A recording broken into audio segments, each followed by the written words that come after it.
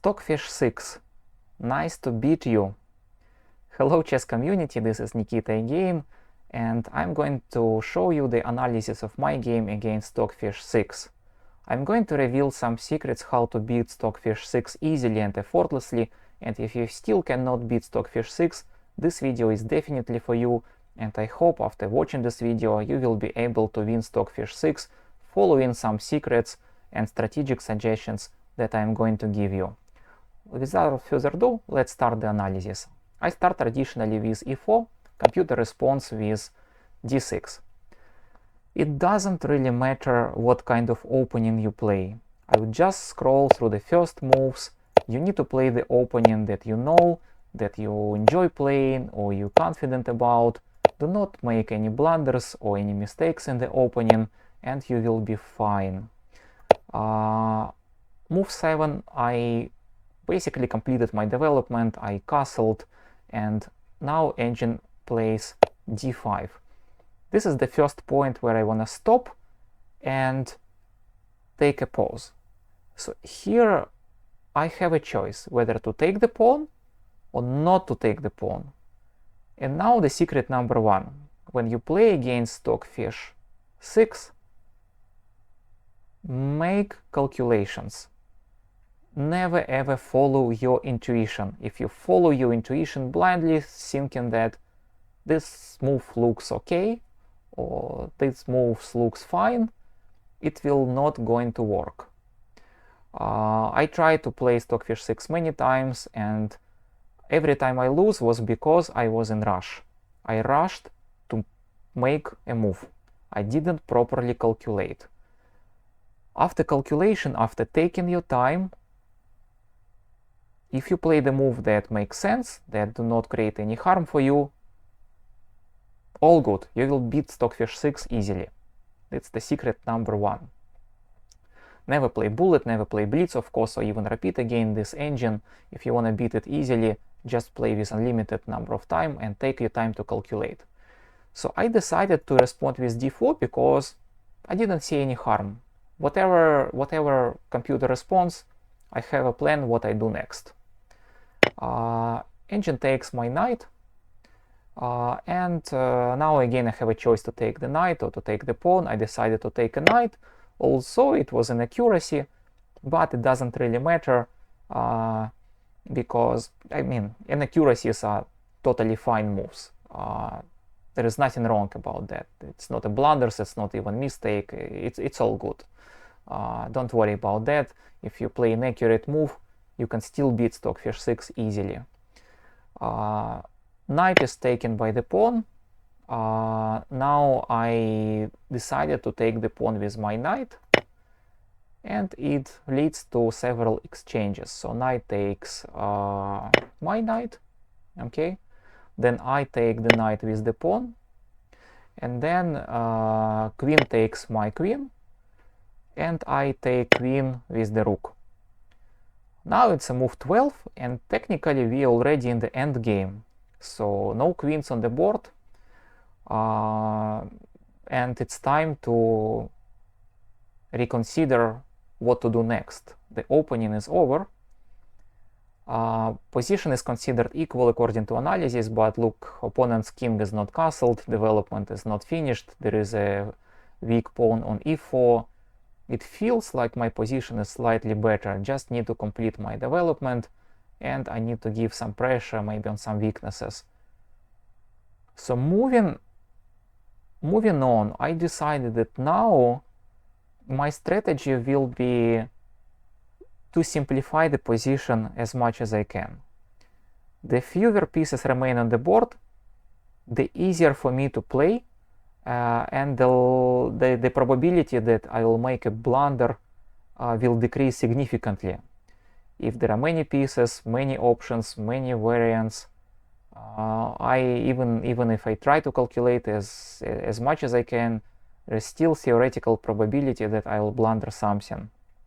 So if there are fewer pieces, the probability is much less. So I decided to, after computer plays c5, I decided to offer the trade. Again, fewer pieces, easier for me to play.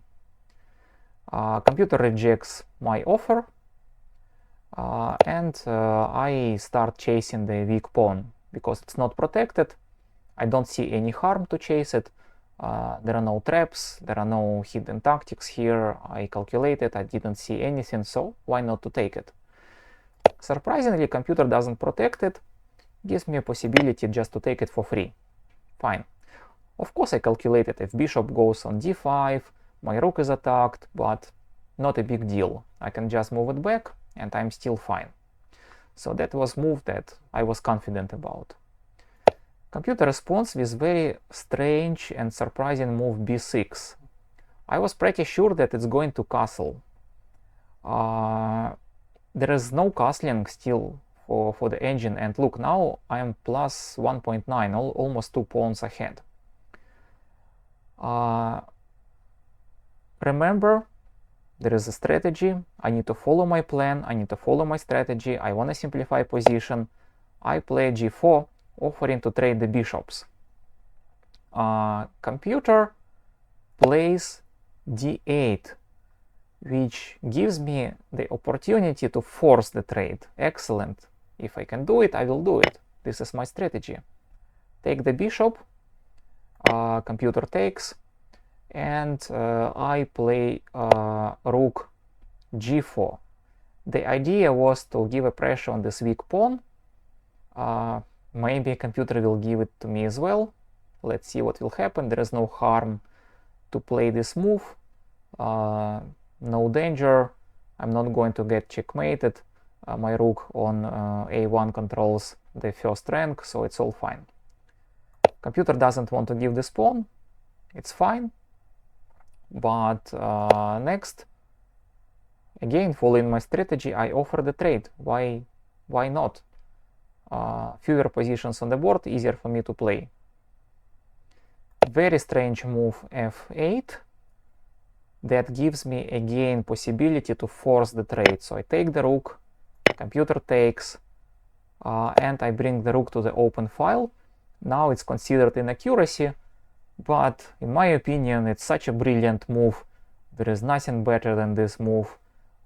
This move can be only played by grandmasters. So I decided to play rook d1 to place the rook on the open file, and I was so proud of myself that I played such a brilliant moves. Computer responds with f5. The reason for that it wants to get my free pawn on e5, but doesn't matter. There are weak pawns on c6 and e6 and h6 that are my next targets. So I play rook d6, attacking these 2 pawns at the same time. So if engine takes, of course I cannot take e6 now, but I can easily take c6. Still I am winning plus 1.9. Next, again I'm giving some pressure on e6, and h6 is weak. The pawn structure of the engine is not so good, and I just need to follow my strategy, continue offering some trades, simplify position as much as possible, and it will be winning endgame. So rook's e4 allows me to play rook d6 in order, like it's an accuracy, but again, I think it's a brilliant move, because I want to bring it back to d4 to offer the trade. That was my idea. Bishop attacks my rook, doesn't matter. I follow my strategy. I offer a trade. If rook takes, then I am in such a good position that it will be much easier for me to win than if I just leave this rook and start creating any other plan. Rook takes, excellent for me, excellent. I take it with the bishop, and now I'm +3. Excellent position. Of course, like if I would play while I'm recording, it would be very boring, because each move, like literally each and every move, I need to calculate at any position. a3, maybe a4, maybe b3, maybe b4. What will happen? Is it the best? Is it not the best? Every time you play, you need to make sure that your move is not harmful for you. Ideally, it's harmful for your opponent, but it's not harmful. It should be helpful for you. If you're not sure, take more time, calculate more. Only playing that way, you will learn how to calculate faster and faster, and then finally you will be able to play with high accuracy even during rapid games or even blitz games. So computer goes with the king, doesn't create any problem for me. I played g4. The reason for that is that there is a black bishop occupying black squares for my opponent. I thought that it would be wise to place my pawns on white squares because they will become unreachable for my opponent's bishop. If I secure my pawns, bishop cannot take it. It should be fine. So bishop goes d6, then I play h3. I want to put all the 3 pawns on the white squares. I'm getting attacked, fine, I just move back. King f6, king is getting closer, I need to be careful about that, but my logic was to place 3 pawns on the white squares. This is exactly what I did. Next, king goes away, which is strange, but gives me opportunity to now start bringing my king to the game. So I played king f2, and then I'll just quickly scroll. I'll quickly scroll through that moves. No, from here. f2, then e2, then d3. So I'm trying to bring my king to the center, also following white squares in order to avoid any possible checks. So finally I bring king to the center, e4, and I'm +5 now, and maybe starting from here I really felt that my position is really better. Even against Stockfish 6, now I start feeling pretty confident that I can win. Obviously, I need to be still very careful, not rush, still continue calculating, but I'm getting closer. So computer does some random moves. I think I don't see any reason for that, but my plan was to play f2 in order to push h4 and to force the trade of these pawns, to minimize the number of pawns on the board that eventually will help me to win. We are 6 pawns against 5 pawns, but my position is much better. I have 3 pawns connected, another 3 pawns connected, when computer has 2 and 2 and only 1 in the center. So it just, yeah, it's not equal. So bishop goes d6 and gives me opportunity to play h4, exactly that I wanted. Then if engine takes, I take with bishop, and I'm good. Now computer plays very tricky move c5, and if I would just blindly follow the strategy without thinking every step, I would just take it in order to simplify the position, and then I would miss h4. Computer takes h4, creating a passed pawn, and I'll need to rush with my king to protect h1. It just doesn't sound right, and it's not right to blindly follow the strategy now. Every step I need to take a pause and assess it. Is it okay or is it not okay? In this case, it's not okay. So I decided to play g3. Then if computer takes h4, I take it, but it plays a3. I saw the free pawn over there, so pawn on e5 is free, And my idea was, if it's free, I can just take it, and then if computer plays g takes h4, it's not dangerous because my bishop still controls h2. I'm not losing my bishop. As long as I control h2, there is no danger for this pawn on h4 to become a queen. I just need to be very careful and control h2. I play f4 with the idea to play then f5 check and give control to my bishop for h2. e7, I play f5 check, and then my bishop still controls h2. This is exactly what I wanted.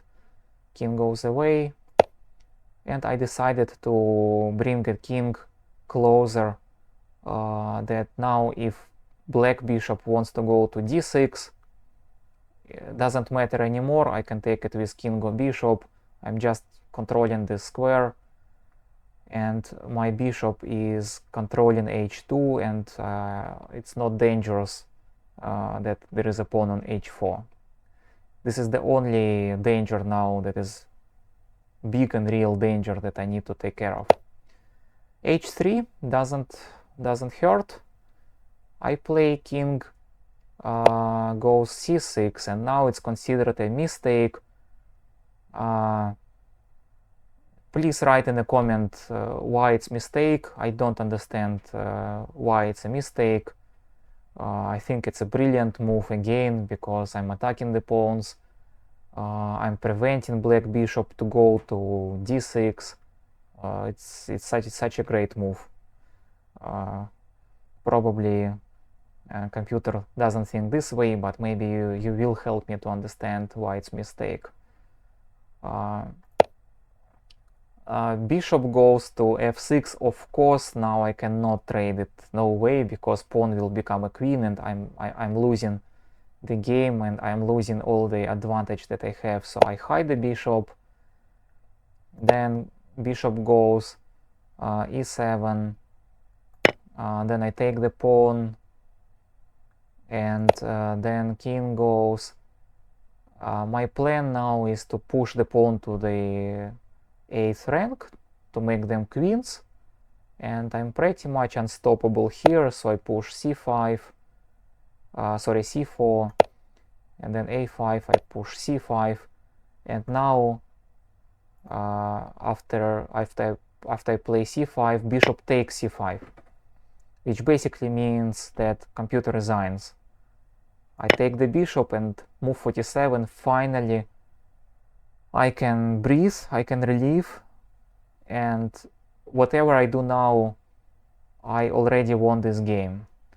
Now, like any player of any chess level, even very beginner, can beat Stockfish 6 starting from this position very easily. Whatever you do now, you can win. So I'll just quickly scroll through the rest of the moves. I decided to take the pawns, then I start pushing my pawns to the queen, and then